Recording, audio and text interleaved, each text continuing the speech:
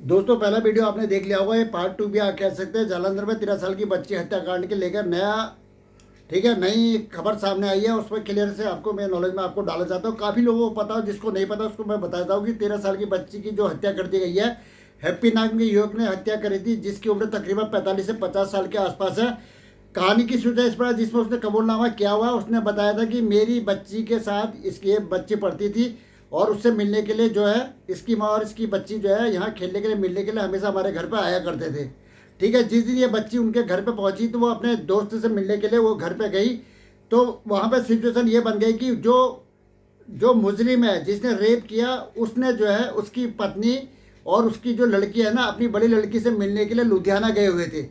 ठीक है, तो घर में हैप्पी अकेला था। हैप्पी अकेला जिसकी उसकी नीयत खराब हो गई, तो उसने उस बच्ची को जो है बेडरूम में ले जाने की कोशिश करी और उसका ज़बरदस्ती उसकी नीयत खराब हो गई और उसने उसका रेप करने की कोशिश की, जिससे उसने जो है उसका विरोध किया और वो जोर जोर चिल्लाने की कोशिश करी, जिससे ये हैप्पी जो है जिसकी नीयत खराब हो गई थी, ये घबरा गया। जिसके घबराने की वजह से इसने क्या किया कि उसके गलत को दबाना शुरू किया। तब तक इसका गला दबाया जिससे उसकी मौत ना हो जाए। जब उसकी मौत हो गई थी, उसने उठा के उसको बाथरूम में रख दिया।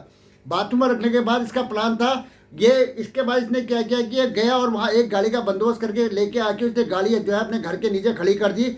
इसका प्लान था कि रात के समय जाके रात के समय इसको लाश को ठिकाने लगा देगा।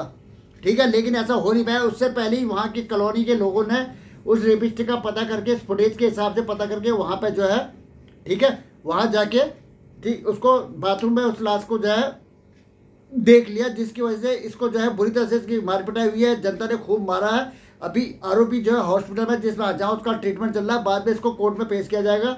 ठीक है, लोग जो है इसकी माँ जो है, जो लड़की की माँ है, जो 13 साल की बच्ची की जो हत्या हो गई है रेप के बाद, उसकी माँ ने फांसी की मांग की है। जनता ने फांसी की मांग की। तो पुराने चौंसले दोस्तों, फांसी की मांग कहानी हो जाती है, होना ज़रा कुछ नहीं होता। केस पे केस चलेगा, गवाह सबूत सीसी फुटेज फलाना ठिकाना, कहानी लंबी होती चली जाएगी। उसके बाद फिर नया केस एक सामने आ जाएगा और ये केस दफन हो जाएगा। इससे बड़े बड़े केस हुए हैं दोस्तों, जिसके अंदर जो कोई भी इंसाफ की गुहार नहीं लग पाए, कुछ भी नहीं हो पाया।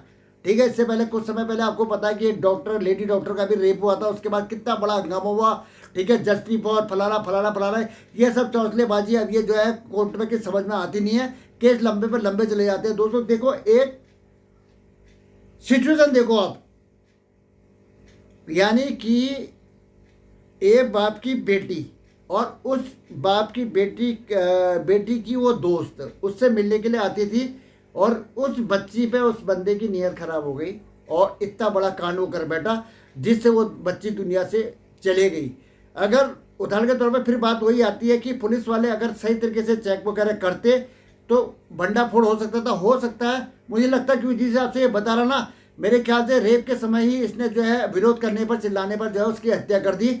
तो पुलिस वालों के जाने के बाद भी वो जिंदा तो मिलना नहीं था। ये तो बात क्लियर हो गई है। ये सेकंड वीडियो में सिर्फ ये चीज़ नॉलेज में आपको मैं बताना चाह रहा हूँ कि सिचुएशन अपना आप ही बन के सामने आ गई। दोस्तों ये हादसा एक प्रकार से, मैं कहता हूँ बच्ची की किस्मत भी खराब, उस बच्ची की माँ की भी किस्मत खराब। ठीक है, और इस दरिंदे की भी किस्मत खराब, और इसके बेटी की किस्मत और इसकी वाइफ की जो दरिंदा जो मुझे, उसकी भी किस्मत खराब। किस्मत खराब मैं इसलिए बोल रहा हूँ कि बच्ची का उस घर में आना, उस बच्ची का अब उसकी माँ, उसकी वाइफ का और उसकी बच्ची का अपनी बड़ी बेटी से मिलने के लिए लुधियाना चले जाना। अगर वो बड़ी बेटी, काश ऐसा होता तो ऐसा होता, वो कहानियाँ बाद में बनती रहती है, तो वो काश ऐसा होता वाली बात मैं भी सामने रख रहा हूँ कि अगर उसकी उसकी वाइफ और उसकी बच्ची घर पे होती तो ना तो ये सिचुएशन बनती, ना उस हरामी के पिल्ले की नीयत खराब होती, और ना इतना बड़ा कांड होता, ना ये चीज़ें हमको बोलने के लिए मजबूरी आती।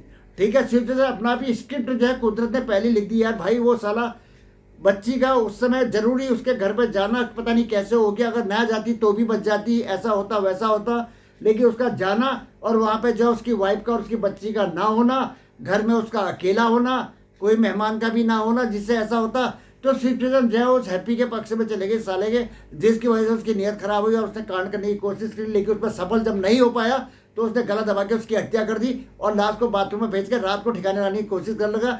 उससे पहले उसका पर्दाफाश हो गया, क्योंकि सीसीटीवी फुटेज के अंदर क्लियर दिखाई दे रहा था कि लड़की अंदर गई लेकिन वापस नहीं आई। ठीक है, जिसकी वजह से लोगों ने उसके घर पर हमला बोला और घर में जब चेक किया तो बाथरूम में डेड बॉडी मिली दोस्तों। और जो डेड बॉडी है उसका जो प्रिंट आउट में आपके उसमें जो दिखा रहा हूँ, जिस हालत में वो डेड बॉडी बाथरूम के अंदर मिली है। तो एक छोटा सा ये पार्ट 2 था, जिसमें मैं सिर्फ आपको ये बताने की कोशिश कर रहा था। उन लोगों को जिनको पता है वो वेलकम, और जिनको नहीं पता उनके बारे में चीज़ें बताने की कोशिश कर रहा था कि यार देखो कैसे कैसे लोग इस दुनिया के अंदर है। देखो मानसिक प्रवृत्ति इतनी गिर गई है कि उसने अपनी छोटी सी बच्ची के बारे में नहीं सोचा, अपनी बड़ी बेटी जिससे मिलने के लिए वो गया, कितना बड़ा वो हो गया है उसके बारे में नहीं सोचा, अपनी वाइफ की इज्जत के बारे में कुछ नहीं सोचा। उसने लास्ट में ये कांड कर दिया। इसके बारे में अब वो कमान से निकला हुआ तीर, ठीक है, निकल गया तो निकल गया भाई, वो तो गोल अपने टारगेट पे जाएगा ही जाएगा। ठीक है, चलो दोस्तों, मेरी ये बातें आपको कैसे लगी?